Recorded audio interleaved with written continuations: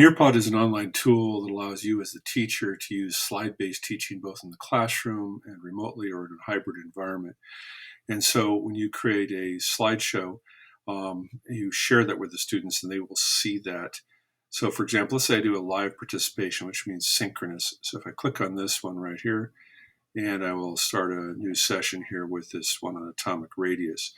So here's a slideshow that I made. Students would just log in to nearpod.com and then you use that code, or you could just email them a link or whatever.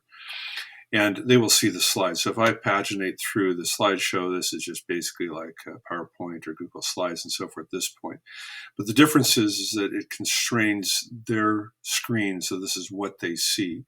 So if I bring up a simulation like this one here where I'm talking about how to build an atom and so forth, the simulation is built in.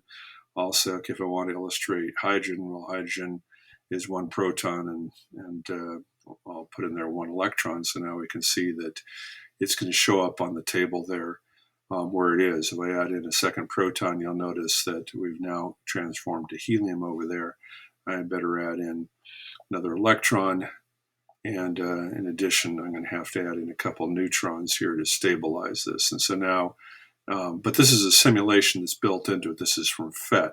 So you can embed various different things in your slideshow and your students will actually see that on their screens. Of course, you could do the same thing just by sharing a Zoom screen. But the difference is that I move forward, their screen moves forward. And what this allows you to do, which is different than other sections, it allows you to have like a ability to have students do a quiz in real time as part of the slideshow, but or I can press something like this. Okay, this is going to be a form which I've sent to all the students. Now they will actually have the opportunity to plot on this. So in here we're having them plot atomic radius versus atomic number, and so you can see what that's going to look like.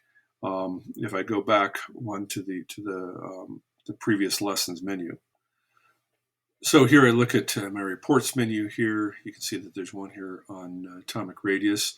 Now this was done previously, so you won't see work live because my students aren't currently in the classroom. But if I click on this report right here, and I can say, okay, well on that draw it feature, okay, I click on this draw it feature, then I can see how my students wrote in all those. Now, again, you can see these little very tiny images, but if I open up them, you'll see what they look like. So here again is atomic radius versus atomic number, and I can watch all of their models and see how accurate their models are.